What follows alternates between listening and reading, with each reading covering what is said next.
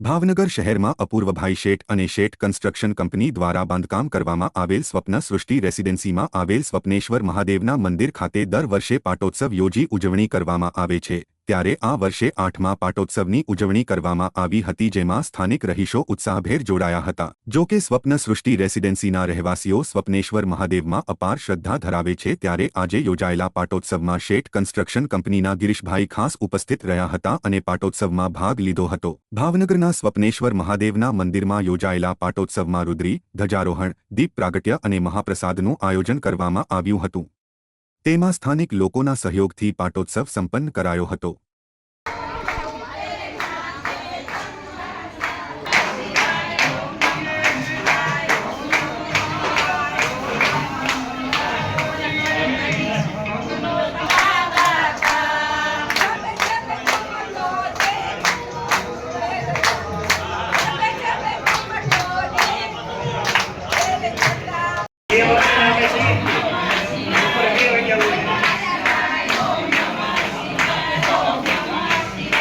આજે 8મા પાટોત્સવ નિમિત્તે હાજર થયેલ છીએ।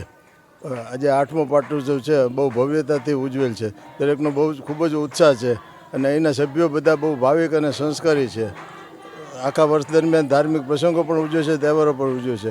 સવારે રુદ્રી છે, ત્યાર પછી ધ્વજારોહણનો પ્રોગ્રામ છે, પછી દીપ પ્રાગટ્યનો પ્રોગ્રામ છે, મહાઆરતી છે અને સાંજે મહાપ્રસાદનું આયોજન કરેલ છે। બહુ ભવ્ય અને સારી રીતે આ લોકો આયોજન કરેલ છે અને દર વખતે પાટોત્સવ આવી જ રીતે ભવ્યતાથી ઉજવાય છે। કેમ્પસને પણ અને મંદિરને પણ સરસ રીતે શણગારેલ છે। સર્વે જના સુખીના સંતુ, સર્વે સંતુ નિરામયા। ઓમ